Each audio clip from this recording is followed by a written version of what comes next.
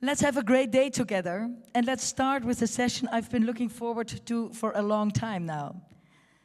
3 visionary leaders who, together with their companies, are truly changing the hospitality game.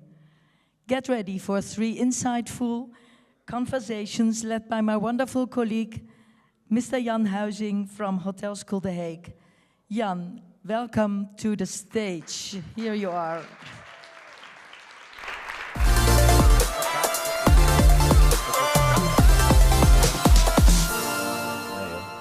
Thank you, Caroline. Thank you, everyone, for who's in the audience and looking at the live stream. We are looking forward and about to meet 3 passionate, inspiring people who care about the industry, who are looking for ways to make a change, to transform the business.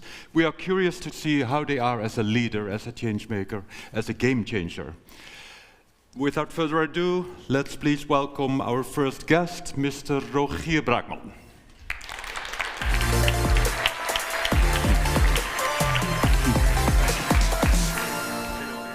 Please have a seat over there. Make yourself comfortable. Or you take another seat, changing boundaries, right? Yes, absolutely. Rogier, we are curious, if we talk game changers, and you as a person, as a leader, as a game changer, what would be keywords that pop up to your mind? You as a game changer. Well, I'm not sure if I'm a game changer. I think it's about keeping your eyes open all the time. I think that's right. I think many people, as long as you embark on a journey and you start working and you start developing your own career, I think the key thing is not to narrow your vision. And I think that's something that happens to us naturally while we grow older. And I think if we have the ability, and I also need to keep on training that to myself, in order just to have this broad vision, listen, look, learn, read. And I think that helps a lot in order to define what's happening in the world. And talking that, can you share something that you recently saw and that you heard that caught your interest? Well, I think it's challenging times right now, right? Yeah. I mean, so let's not enter the political stage, I think. But nevertheless, if you see what's going on in the world with regards to technology, human interest, polarization, so I think it's really about what kind of trends do I see and how do I actually make sure that I keep on, I keep on using that word, listening. Because I think that's not what most of us are doing right now. It's just like, oh, you've got this vision, this is a good vision, or it's a wrong vision. And for me, it's been like, okay, especially in hospitality, what kind of trends do I see? And if I keep on doing what I used to do, I will no longer get what I used to get. And I think that's one of the things that keep on inspiring me all the time. Is there a trend that you feel that people are maybe underestimating, that you feel like is upcoming, early signals that you see? Well, I think especially in hospitality, I think the need for change is bigger than ever. I think there literally, if having been a CEO of hotel companies for nearly 20 years, all I saw is that we were carving out basically every year you would see that your cost would go up. And if you don't make an impact on how you can actually change your top line and find different sources of revenue. And also with regards to, if you look at resources that we currently have, right? Resources are scarce, whether it's real estate, whether it's all kind of natural resources. I think it's just super important to see that if you're in hospitality, like, how can I actually change that for the better? Right. And how can I stay relevant, especially in Berlin with, I don't know, 1,500 hotels? Or what does make you stand out versus the others? And how can you tap into the relevant needs of your customers? Sure. Guests. I have a question, and I was timing a bit when to ask the question, because if I pose the question, you will talk for probably 36 minutes, I'll keep it short. I'll keep it short. My question is, what enterprise are you currently engaged with, and what was bringing you there? What is the drive behind it? Can you elaborate a bit more? Yeah, so very quickly, I've been in hotel business for 20 years, started 2 hotel brands myself, and a year ago I made the switch to the office world. And basically just to see like, okay, how can we do the same game in the office world, where in hotel business we always drive on occupancy, right? RevPAR, occupancy, average daily rate, and we try to optimize the use of our buildings. And being a tenant with my former hotel company and seeing that my offices were empty basically at 80% of the time, I thought like, hey, how can we actually switch this? And that's when I made the move to Mr. Green offices in NetOS. And what we actually are doing is try to actually play the hotel game in offices, meaning that most companies don't go to the office anymore for 5 days, or they go in mixed constellations, let me say it this way. So one day you'll have 10 people in the office and the other one 30. Why would you still rent out the same space full time? And that's what we're trying to solve with technology and 7 venues that we're operating ourselves. And do you feel that's a new idea to the industry, or are you following, maybe copying an idea that you already saw somewhere? What is the status of that? Well, we don't see this as rocket science, to be honest. Actually, it's pretty simple science. But somehow we don't see a lot of innovation when it comes to how do you put technology central in an office operation. I think we're used to doing that in hotels, but not so much in offices. Offices are still like, what is my revenue per square meter, whether you use it or not? That doesn't really make a difference for many landlords or for office operators, and that's what we are trying to change and to improve yield. So yeah, we haven't seen any competition yet, which is a good thing and which is a bad thing, to be honest. So you're actually accommodating companies who are creating flexible spaces instead of having a fixed office. Yeah. So there might be the early adopters, yeah. but you might also touch upon a market that you need to convince about going to do that, right? True. So can you elaborate on that a bit? It's missionary work. It's literally missionary work. What is the storyline in that mission? The storyline is very simple. How often do you use your office? Are you in the office full time with your entire team? Then perfect. But if you think about offices being used from Monday till Fridays from 9 to 5, that's 40 hours in a week. Right. Whereas a building can be used 168 hours a week. That's what we do in hotels, right? I think after foster homes and hospitals, I think hospitality is quite good at well deploying the resources, meaning real estate, but offices are just piss poor. Yeah. And if we can actually, and that's why we're also advocating how we could actually talk with hoteliers and see like, well, if your hotel is pretty much empty between 9 to 5, that's when people are working, and offices are empty from 5 in the afternoon until 9 in the morning after. Right. And I think that's where we should see like, hey, how can we, and I'm not saying that we want to convert bedrooms into offices, because I think a guest room is a guest room, but nevertheless, meetings and event spaces and so on can really be converted also into some kind of part-time offices, as long as you keep the identity on. Yesterday I talked to someone who is turning hotels, so office space into hotel space. Yeah. You're doing the reverse. Not really. No? No, because if you turn an office into a hotel, it means that it's no longer an office and it's becoming a hotel. Right. That's not what we're trying to do. We actually would like to see it a hotel during the evening and the nighttime, and we also like to see how can you convert it. And I think if there is one type of business that's very flexible, like a messe over here, right? Now there's the ITB, and next week it can be a car messe and so on. So it flips identity all the time. That's what hotels also do. If we could convert this and implement this also in office buildings, then there's a huge gain that we could actually, and if you and your company, or even at a hotel school, for instance, you have your offices from 9 to 5, Monday to Friday, nothing is happening in between. Whereas in hotels, when you have a 24/7 operation, why not renting spaces out in the evenings for people that are working with West Coast and so on? Yeah. So it's a long stretch, but we need to start somewhere. So who are your contacts? Who do you want to or need to convince about this new way of working? And I think everyone who's working, I think everyone who's part-time working in offices, and just who are... Yeah, but in terms of decision makers and influencers? Oh yeah, who are your it's C-level companies, because facility managers don't particularly like us. Sure. Also something to touch upon in your curriculum vitae, we see serial entrepreneur, which is an interesting term, so therefore my question. No, that's okay. What is it in your case? Well, I've started 2 hotel companies, and as an investor, early investor, I've also been involved in some other companies, basically in tech. So what we've created is basically a bigger database a couple of years ago on how we could actually become a TripAdvisor for IT companies, but also, like I said, the scarcity of resources for buildings that we're working on. So actually we're investing, and we're actually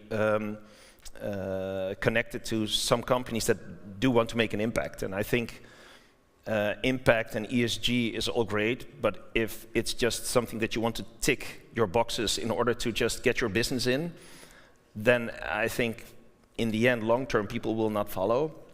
But if you can embed this really in your prime DNA of your company, say like, hey, we actually want to do good, right? Well, we're still traveling. I mean, I still want to travel, and I still want to visit hotels and so on.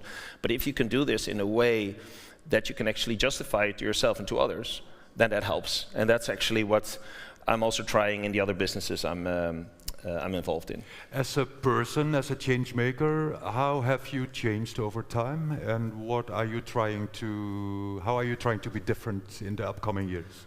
I think more from personal ambition when I was in my 20s and 30s, just creating this hotel company and growing it, towards right now being more purpose-led, I would say. And also just trying to make I mean, we're not an NGO, right? I mean, profit is the driver of change. So it's a business, and that's what we want to create. But nevertheless, I think bringing purpose in, especially for young people, we have house shortages everywhere, and if we can find a way to better deploy the resources in real estate and then converting, so you were talking about converting empty offices into hotels, I think converting empty offices into residential would be a bigger demand, especially in the bigger cities. So that's something that is our long game. What are obstacles you encounter that are important to get out of the way? Ignorance, I think. Ignorance in terms of? Well, I think a lot of us keep on doing what they're used to doing. Like I said, I think a lot of people don't see that they can make impact even on small level. And I think to say like, yeah, I mean, we're just a small company, it doesn't really apply to us. But I think if all of us, and again, that sounds very missionary, but nevertheless, I think that is the case. If you do something like this and you see that everything you do actually makes a difference, because if I copy my behavior towards you and so on, and to the rest of the group, at least you get this ripple effect. And I think that's something, but again, I've been working for 25 years now. If I would be 23 and was talking to some alumni last night, obviously they have different ambitions, and I think that's what it should be. That's what it should be all about. An example that maybe you thought, hey, this was not successful, I will do that differently another time. No, but then we need more than 15 minutes. Oh no, you can do that in 12 seconds. Oh, okay. No, just fail fast, I would say. So I've made countless errors, and I think if I look back, even perhaps more fuck-ups than successes, but nevertheless, I think if you keep on trying, if you just fall, you can say, oh, this is nothing for me, or just pick yourself up and go again. And I think it's the constant learning curve, like I said, that when getting older, I think the fear of losing starts outperforming the will to win. And I think if we can somehow spark this within ourselves, so obviously I also become more fearful once I grow older, but nevertheless I need to force myself and say like, no, just go for it. And if you bounce your head into the wall, well, tough luck, you put a Hansaplast on and move on tomorrow. Final question, what is a source of inspiration to you? Maybe at the ITB, maybe something else? What would be a great source of inspiration to bring you forward? Well, I was just walking around the ITB, and to be honest, I didn't think a lot has happened in the last 20 years, right? I still see the same stands, and I still see a lot of enthusiastic people selling their destination or their product. I'm nodding, but I should be careful now. Yeah. Sorry? No, but I think that's a good thing, to be honest. Not everything has to change all the time. And I think if you just see a bunch of people that are like-minded, that are optimistic, and that are trying to make a difference, I think that's the biggest inspiration. Because that's every day we go to our teams or to our people or to our family and so on, and we need to turn it into another successful day. So I think that's what you see over here. Also, I think the travel industry is just a fun industry. Yeah. It's people who are trying to make an experience for others, and I think that's more sexy than many other industries. That's a great end to our conversation. Short enough? Thank you so much for sharing your insights, Rogier. Please, an applause for Rogier Braakman. Thank you. I would like to invite you to remain with us on one of the seats. Yep. And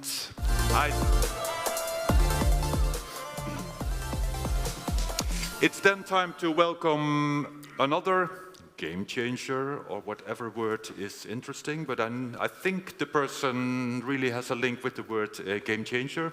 Let's please welcome the founder and CEO of Muse. That will be Matthijs Welle.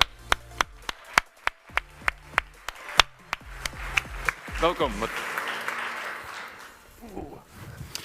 You can talk, right? Yes. Do you need a question? I could just start talking, but give me some direction, maybe. No, I'm curious. The word game changer, like I said, it's a keyword that also probably links to you. What keywords pop up if I say game changer and linking that to you and Muse as a company?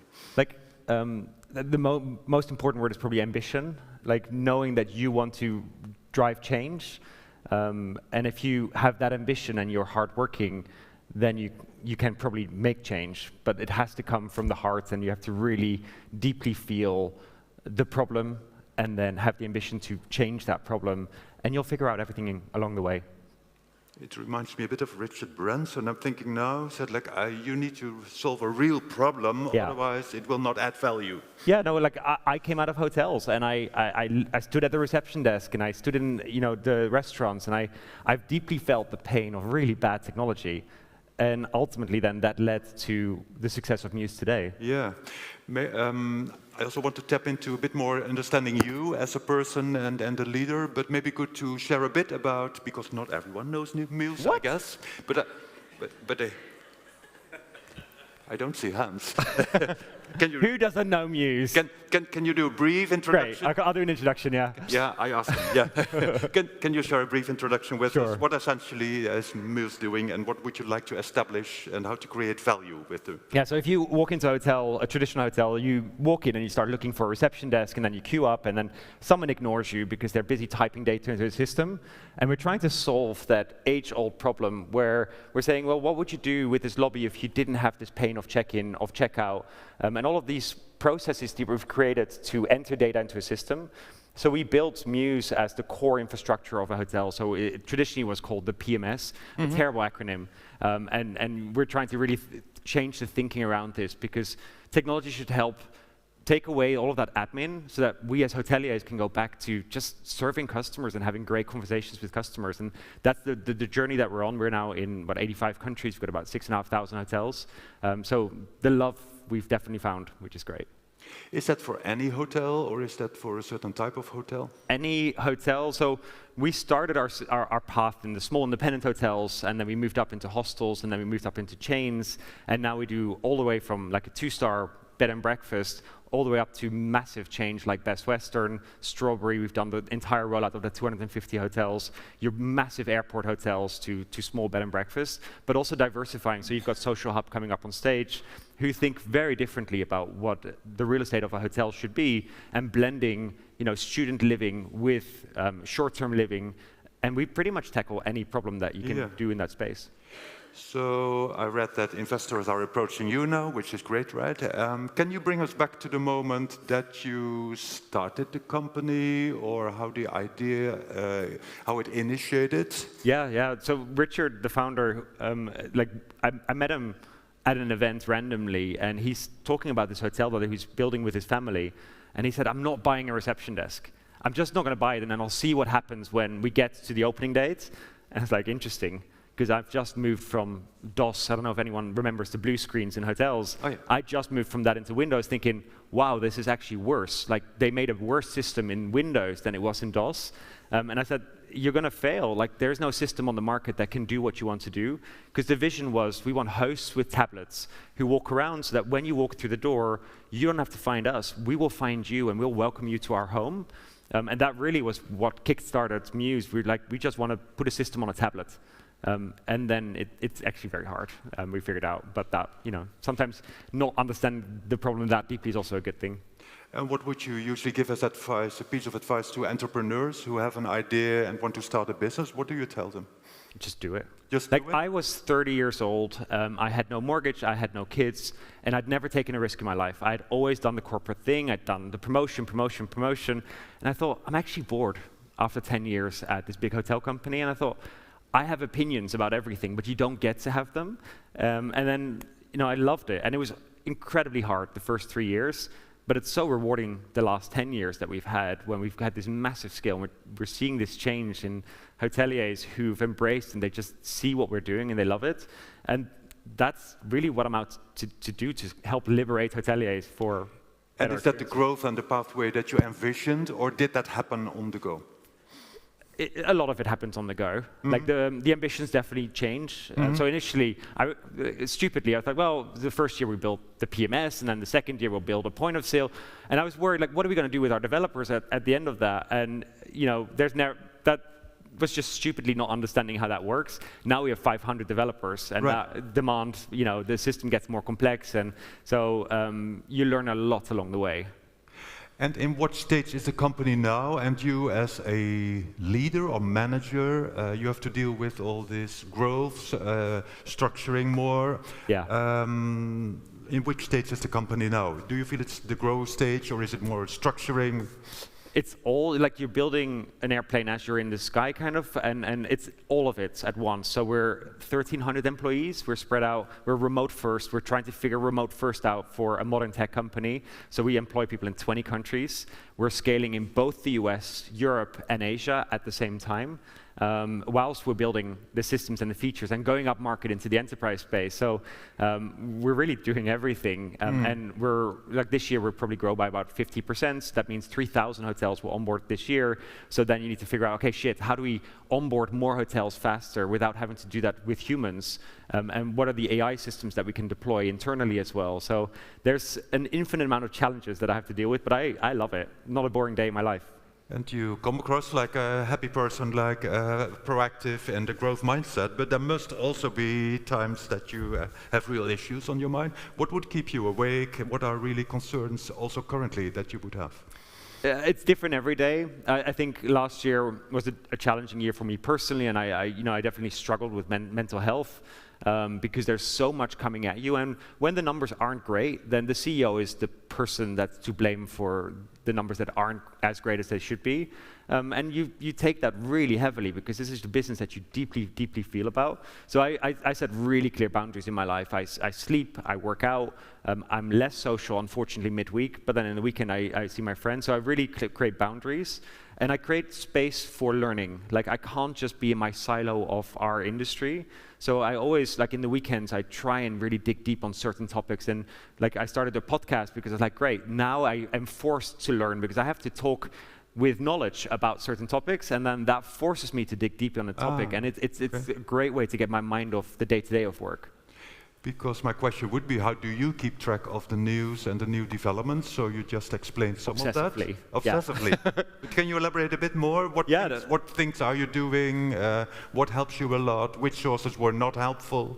So how do you do that? Like, I find a space that I am uncomfortable with. Like, AI made me very uncomfortable in 2022. When that happened to the world, I thought, I don't get it. I don't get what this could mean for our industry, for our system, for our customers. And if we're not the first one to get an opinion on this topic, it could disrupt us. Even though we're the disruptor, suddenly AI is there, and maybe there's a new company that can come in. And the moment I find an area that I don't get or I'm uncomfortable with, I asked our marketing teams, like, find me a stage and make me do a keynote on AI, which is what they did. And a few weeks later, I had to figure it out. Like, I find a forcing function, and I said, give me the biggest topic, because I'm uncomfortable, and I'll figure it out. And then I dig deep, and now I would use AI to educate me. At that time, AI wasn't that advanced still. But anything that I feel like, I'm not sure, I jump. Can you share some of the content the knowledge that you recently gained that is interesting to share with us?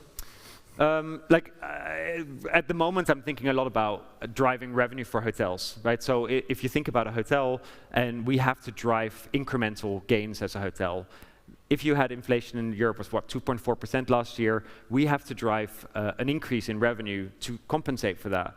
And you cannot always just drive your room rates up if your hotel is slowly deteriorating over time. So how do you do that? And I was trying to figure out, okay, so could we go into other spaces, like co-working spaces in lobbies, for example, because maybe your lobby could be revenue generating.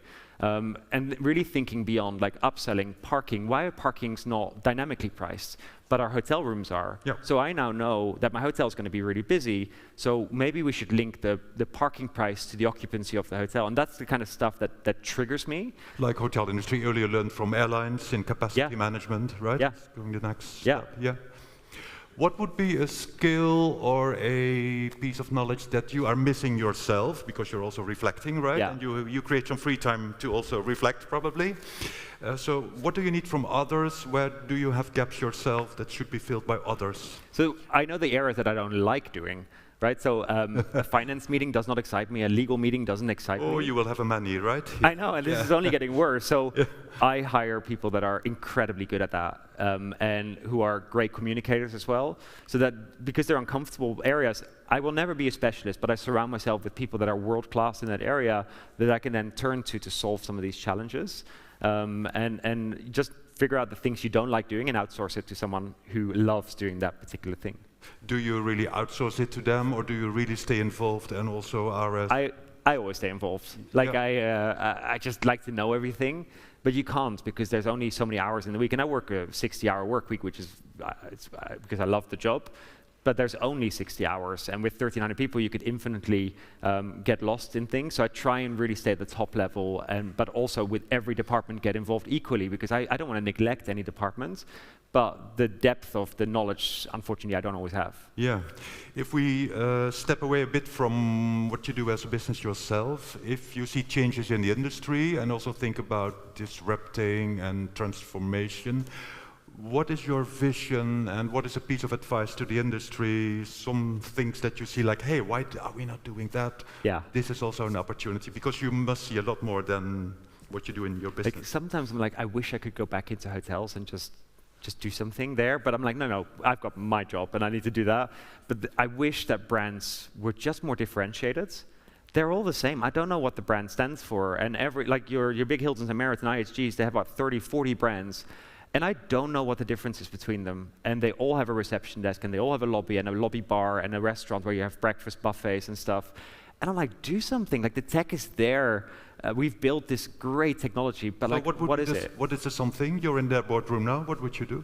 I would change that whole lobby concept. I want it to be buzzing throughout the day. Like the lobby is the prime real estate, and we use it to queue people up at a reception desk. And like that's such a waste. Like we have so much opportunity. Like we can have a vibrant co-working space in that lobby, or you can you can have a tattoo parlor if you're a hostel. You can do something that people remember, and they want to come to the lobby instead of hiding in their rooms effectively, and get them out of the rooms in the lobby, spending money, of course, that would be nice as well. And I just wish that we would just take it a bit further than what we do today. I'm looking at the clock with you. Oh, Time is 0. up. Time is Sorry. up. Any Thank last you. keyword that you would like to share with the audience? No, if you're an aspiring entrepreneur, I'd say like just do it. Like Just do it. We're in Europe, and there's many downsides to Europe, but the upside is that the government will always help you, protect you. If something goes wrong, you're very well protected. So I think we need more entrepreneurs to step up and to just take a risk once every so often. So if you're an entrepreneur, just do it. Are you open to support them if they would pose a question to you or try to connect? 100%. Like, I love it. Well, let's take that invitation, and a warm welcome again for Matthijs Weller. Thank you so much. Thank you, Matthijs.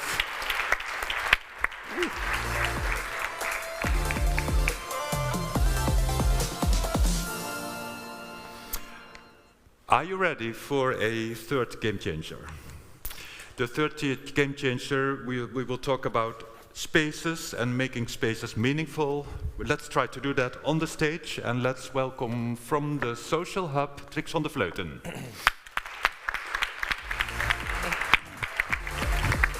Hello. Hello, Trix. Hi. Thank you for having me.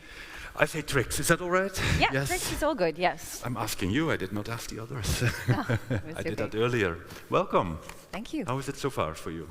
It's really nice. I think it's really inspiring to hear very passionate people next to me talking about what they want to change for guests and consumers in the world. Anything that caught your interest? Like, hey, this is a tweak that is interesting for me as well. Yeah, I think if we look at the world today, right, there is a huge polarization happening, and of course that is not the world that we would like to, I would say, raise our children in. So I think as an industry, and especially if we're in hospitality business, we have an opportunity to actually add some joy to the world.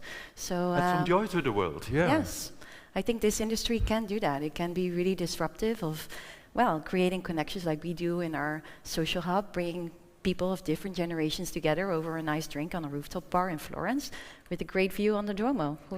And bringing some joy, that also captures my interest. Is that denying a bit and not seeing what happens, or is that to compensate for, or is that to provide a good balance of energy? What's the value behind that? I think the value behind it is that in the end we're all humans, right? We can focus on our differences, or we can try to find reasons to how do we really relate to each other.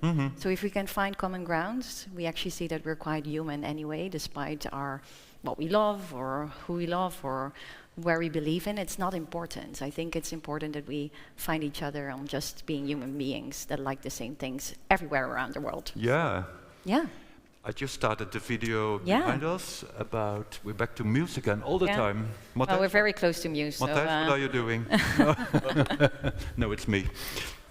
So we have a small video in the background about the concept for the social hub, which is also really energetic.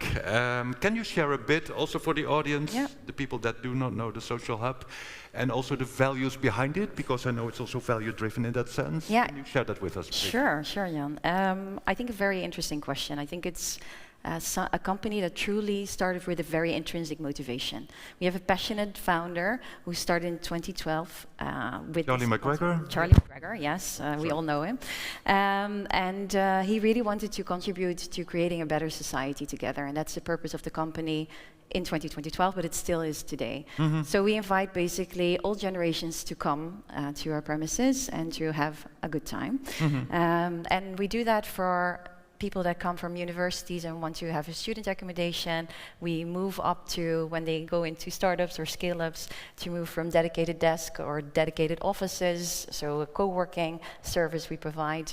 If they then move to becoming CEO, and in her travel plans it's very important that she meets her clients as business partners, we can provide her with a nice hotel room.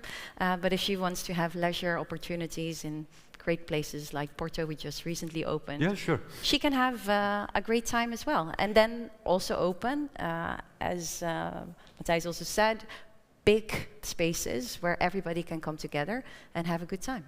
So fast-growing company, hybrid concept, etc. And then they hired you. Yes. One who wrote a book for children. Yes, I wrote a book for children. Who also is, of course, very seasoned, experienced into commercial brands. Can you share a bit the pathway that brought you to the social hub and the difference you want to make in that journey? Yeah, so yes, I recently wrote a children's book, which is called Made for President, because a year ago I was looking at the elections candidates in the US, and I was not very pleased about my little girl of 7 to give that world to her. So I decided that I would find an adventure book that was basically around a girl leading the change. And I couldn't find one. Only 7% of the children book have a female lead character. And I thought, well, that is not the world that I would give my children, that it is normal. So I decided then just to pull up the sleeves and just write it myself.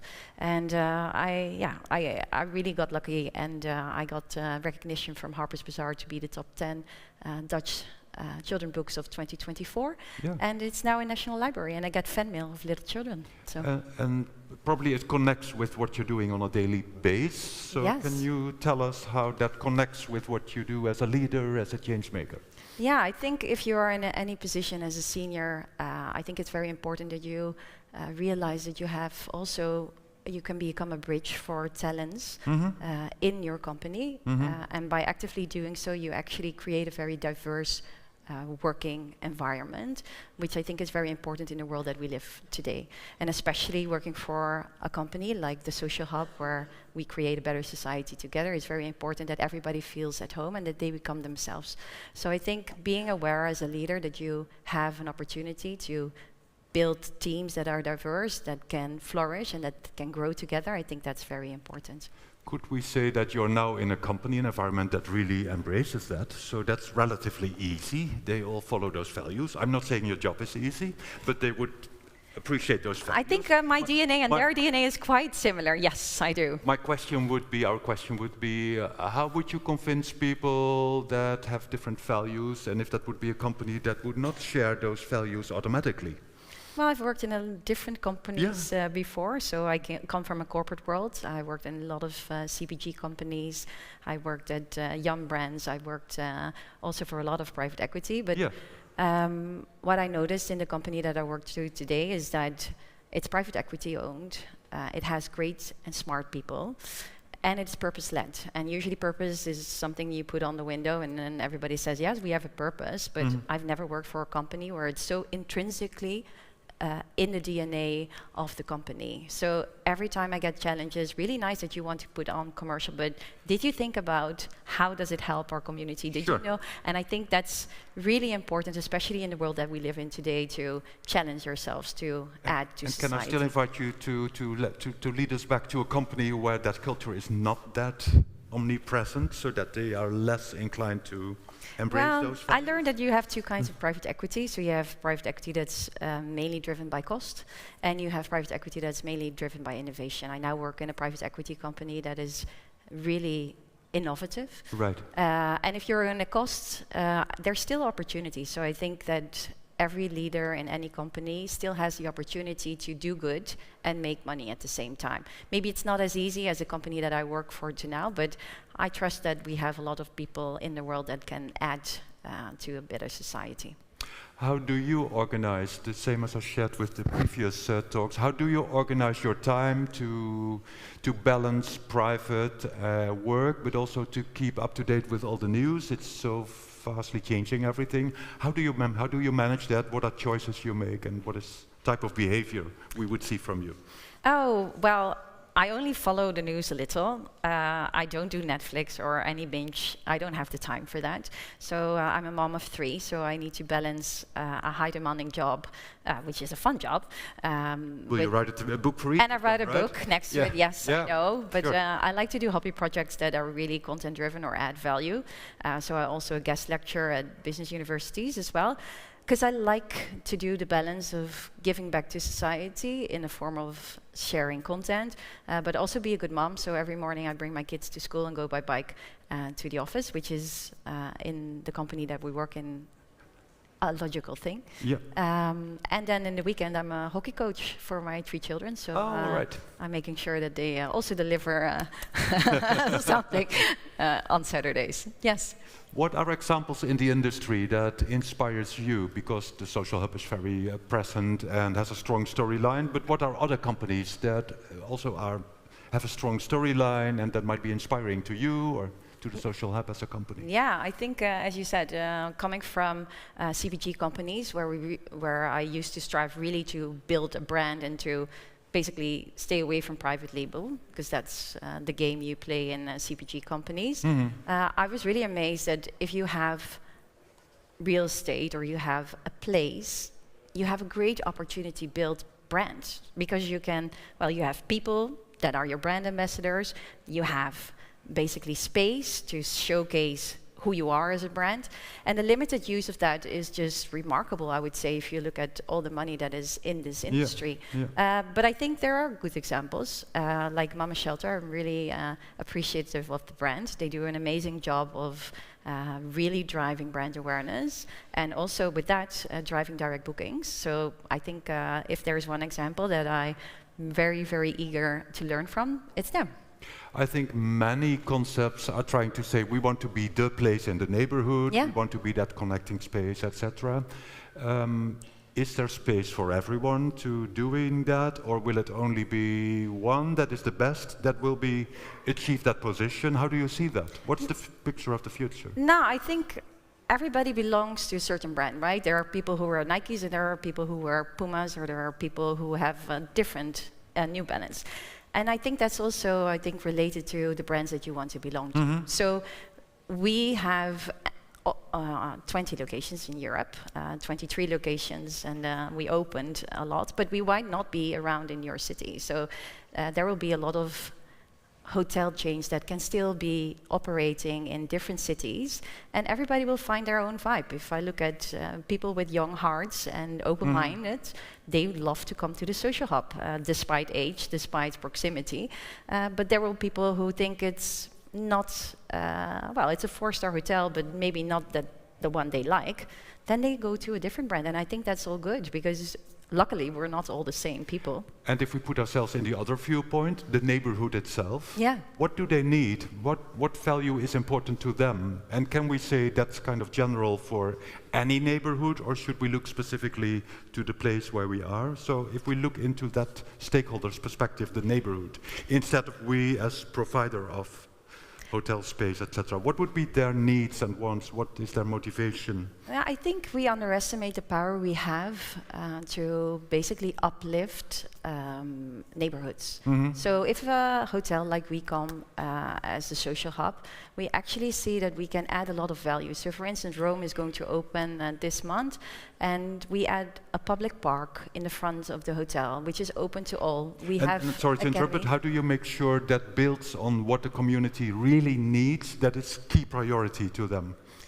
Yeah, and I think people's need is to come together. If there is one thing that is a human truth, and I worked in a lot of global companies, is that we have a feeling of belonging.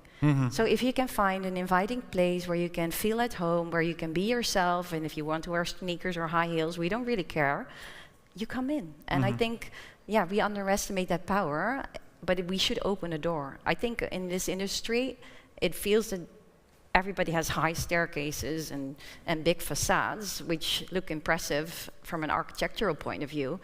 But is it easy to enter that building? Do you feel that you sort of get watched entering a building? I think we have to be aware that we are in surrounding and be inviting to all people, and not only the ones who are paying from an ADR, high ADR perspective. Can you just do that as a concept, or do you need others to make that happen? And who would that be? What do you need from them? I think change starts with believing that changes need to be needed. And we can wait for legislation to happen. We see that in office spaces in Amsterdam already, where basically in the permit, if you have an office space, you need to give public spaces. But just giving public spaces where there's nothing to do, I think the hotel industry has a great opportunity. It also drives revenue in your bar anyway, if you can invite people just to be there. And it also, well, if we talk about occupancy, our lobbies are usually quite, well, not ours, but in the industry, they're usually quite quiet. So there's a lot of opportunity, I would say, to actually invite your local neighborhood and to do stuff with them. And we even go that far that, for instance, in Vienna, we have people who are pensionados who come on Sunday evening to help our students with their homework. So really trying to be so close. There's a need for people to still contribute to society. We have students in our premises that really want to learn from the older generation. So if bringing them together is really interesting. How does that match with the business model and the financial KPIs? Is that like, do you make compromises, or does the two go together easily? How do you see that? Sometimes we and make how do your owners, investors see that? Well, I think all kudos go to our CEO. He's so intrinsically motivated to work on a better society together that sometimes with my commercial head, I think like, why are we doing this? But then he says, it's really important. This is what we do and this is what we stand for. And I think if we are really truly believer of where we add value to the world, people will see that, and we will see more and more people being more interested in that. We have Generation Alpha who just demands you to add value, and for instance, we are a B Corp. We actually see that people really like us for that, and they are more open to that. So I think, yeah, if you're really intrinsically motivated, if you're really in touch with the generations to come, I'm very confident that we will be, well, double-digit growth as we are today. So yeah, despite sometimes, well, I would say a healthy conversation. What is the main threat that you see coming, or do you only see opportunities? Because this is an optimistic story so far. Right? Yeah, it's a very optimistic. Yeah, well, of course there are things. I think where the world is heading for is not a pretty picture. Yeah. But still, I do believe that brands play a huge role in changing that. Maybe it's not the politics or the NGOs that will drive that change. I think if you have a wallet, you have the opportunity to make a huge impact. We end there. Trix van der Vleuten, thank you so much. Our final game changer. Thank you very much. Thank you.